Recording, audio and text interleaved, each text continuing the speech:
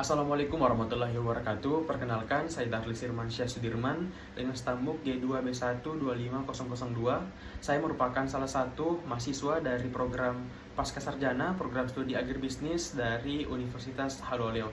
Di sini saya akan memaparkan terkait dengan hasil kunjungan lapangan bersama teman-teman dan dosen pengampu di salah satu pemilik usaha yang ada di Kota Kendari, tepatnya di Rumah Makan Agribisnis. Menjadi seorang pemilik bisnis atau owner bukan sekadar memiliki modal, melainkan tentang membangun mentalitas dan karakter yang kuat. Berikut adalah penjelasan berdasarkan hasil kunjungan dengan pemilik rumah makan agribisnis yang ada di Kota Kendari. Untuk yang pertama, kepribadian owner. Di sini untuk kepribadian sendiri atau karakter seorang pemilik adalah fondasi dari keberlangsungan bisnis itu sendiri. Untuk kepribadian pemilik usaha yang sempat kami tanyakan dari Ibu Hartatia, selaku pemilik usaha dari rumah makan agribisnis yang ada di Kota Kendari, yaitu terbagi menjadi beberapa poin penting. Yang pertama itu ada bakat, yang dimana untuk bakat sendiri adalah potensi alami yang membantu Ibu Hartatia selaku pemilik usaha dalam memahami bidang usahanya lebih cepat.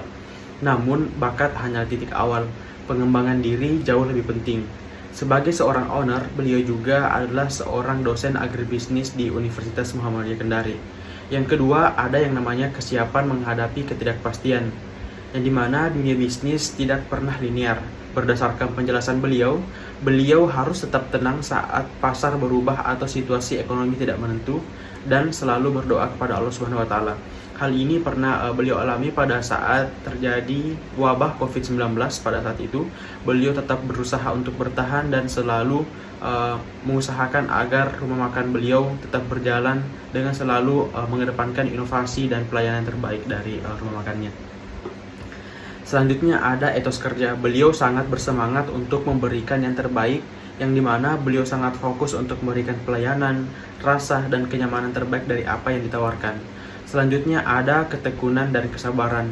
Beliau mengatakan keberhasilan jangan terjadi semalam. Ketekunan membuat diri pemilik bisnis terus berjalan saat sulit, dan kesabaran membuat beliau tidak terburu-buru mengambil keputusan yang emosional. Dan selanjutnya ada keberanian mengambil risiko, bukan berarti berjudi, melainkan berani mengambil langkah besar setelah melalui perhitungan yang matang. Beliau juga menyampaikan kepada kami semua bahwasanya apapun pekerjaan kami sebagai mahasiswa untuk sekarang, tetaplah untuk berusaha untuk memulai bisnis yang teman-teman sekalian suka atau misalnya hobi di bidang tertentu. Jadikan sebuah bisnis untuk menjadi tambahan penghasilan dari kami sebagai masih bergelut di dunia kampus. Yang kedua ada bekerja cerdas. Menurut beliau, bekerja keras saja tidak cukup. Beliau selalu mengoptimalkan sumber daya yang ada. Yang pertama itu, beliau selalu mengelola karyawan dengan menempatkan orang yang tepat di posisi yang tepat dan membangun budaya kerja yang sehat, dan beliau selalu memberdayakan mahasiswa ataupun orang yang sangat membutuhkan pekerjaan di rumah makan tersebut. Yang kedua, mengelola uang. Di sini beliau selalu memisahkan keuangan pribadi dan bisnis serta memastikan arus kas tetap positif. Yang ketiga, mengelola waktu. Beliau selalu fokus pada tugas-tugas strategis yang berdampak besar atau skala prioritas, bukan sekadar terjebak dalam urusan administratif harian. Selanjutnya, mengelola kegagalan. Melihat kegagalan sebagai data dan evaluasi untuk perbaikan, bukan sebagai akhir dari segalanya. Beliau selalu melihat kekurangan-kekurangan ataupun masalah-masalah yang ada di rumah makan agribisnis untuk selalu menjadikan bahan pelajaran untuk tetap terus berkembang dan bertumbuh.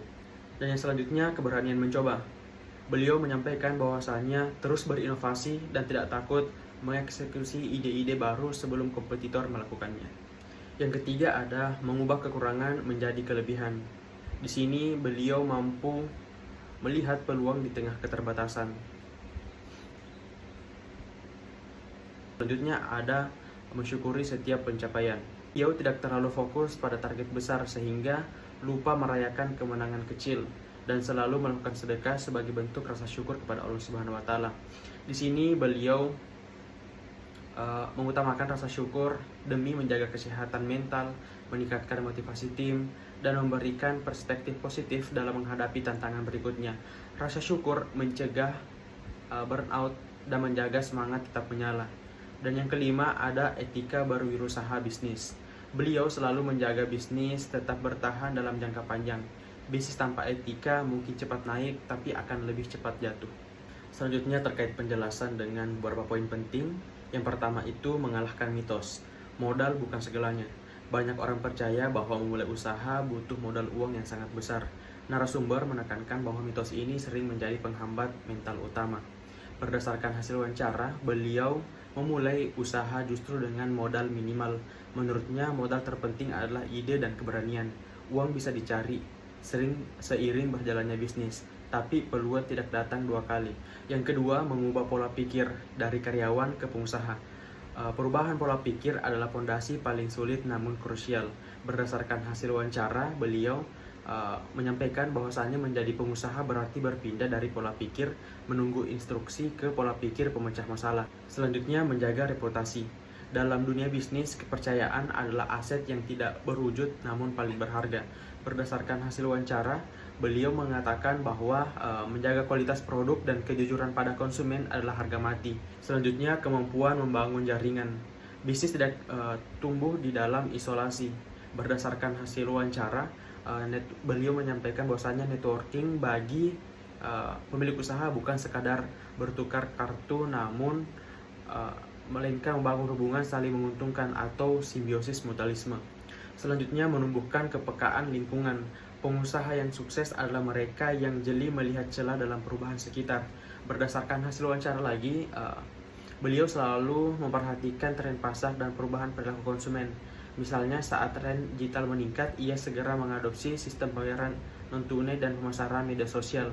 Kepekaan ini mencakup aspek sosial seperti bagaimana usahanya bisa terus ikut dengan zaman yang sekarang.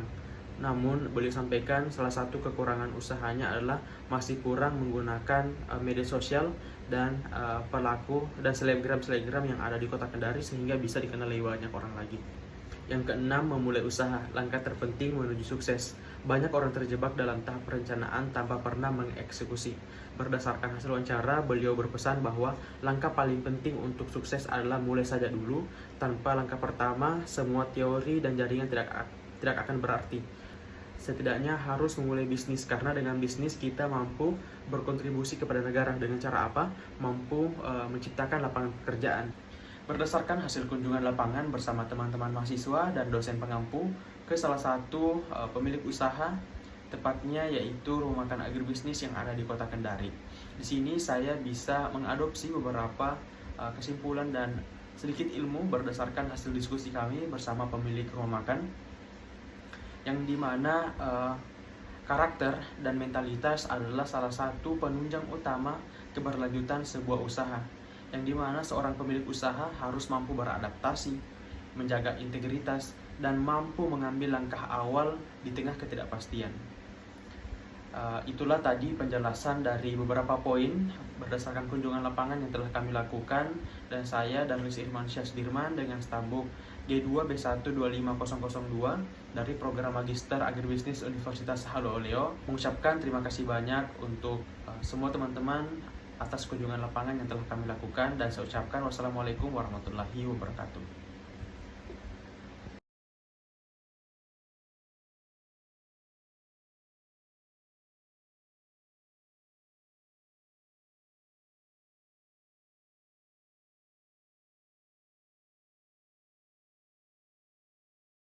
Mengucapkan terima kasih banyak untuk semua teman-teman atas kunjungan lapangan yang telah kami lakukan, dan saya ucapkan wassalamualaikum warahmatullahi wabarakatuh.